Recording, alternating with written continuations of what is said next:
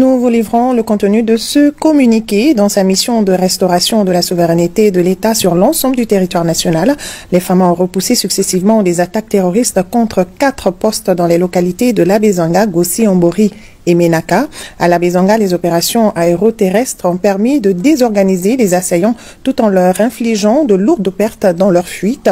À Gossi et Tessalit, les groupes terroristes ont procédé à des tirs de harcèlement et des tirs indirects sur les postes FAMA.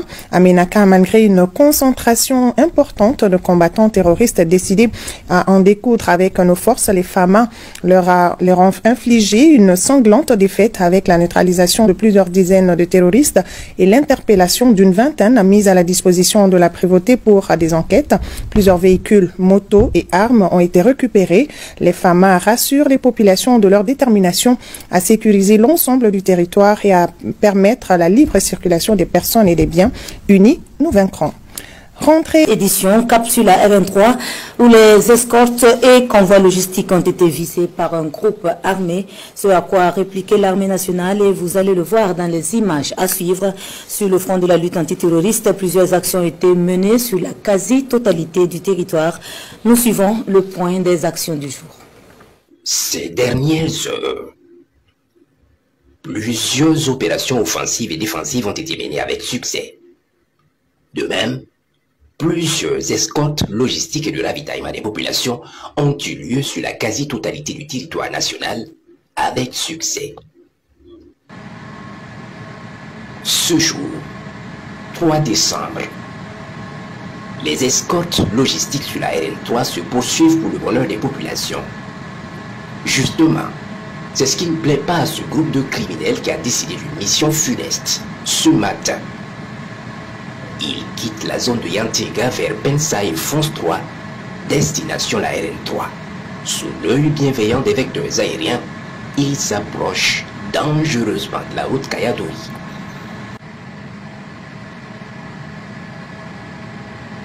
Ils arrivent à Wintokulga où ils font jonction avec un autre groupe, déjà sur place.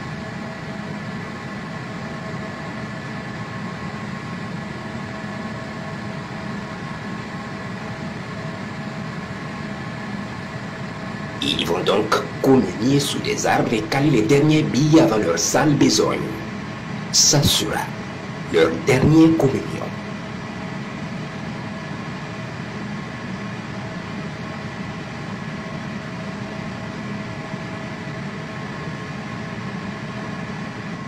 Un premier groupe est verrouillé sous ce grand arbre et frappé efficacement.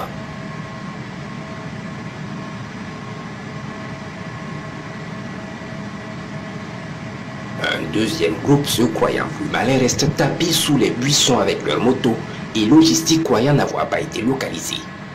Ils sont sereins. Pourtant, un missile va les frapper efficacement dans leur cachette.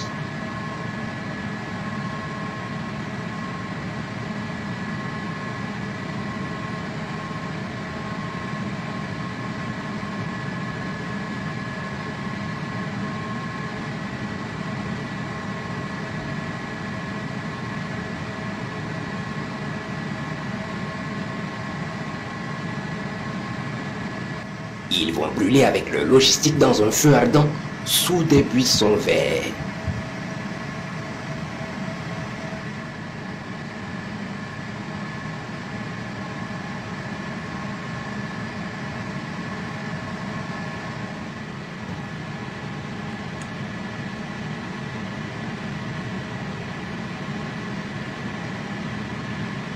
On peut voir leurs munitions exploser dans les flammes.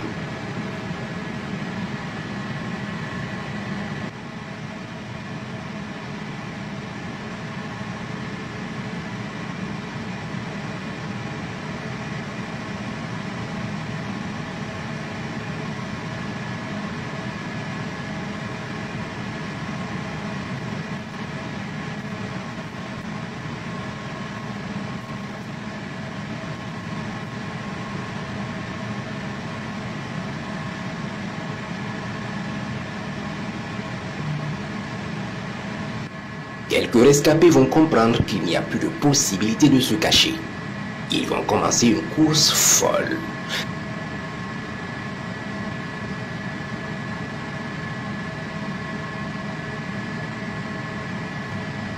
Celui qui a la chance d'avoir une moto a compris ce qui se joue et il n'y a pas de place pour la solidarité.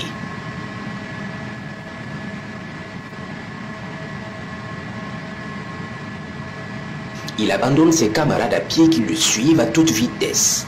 Jusqu'où iront-ils? Parce que les hélicoptères d'attaque surgiront pour terminer les fuyards. Il passe en revue la zone pour neutraliser tous les rescapés des frappes. Ce groupe ne brûlera plus jamais de camions sur cet axe. Les opérations se poursuivent.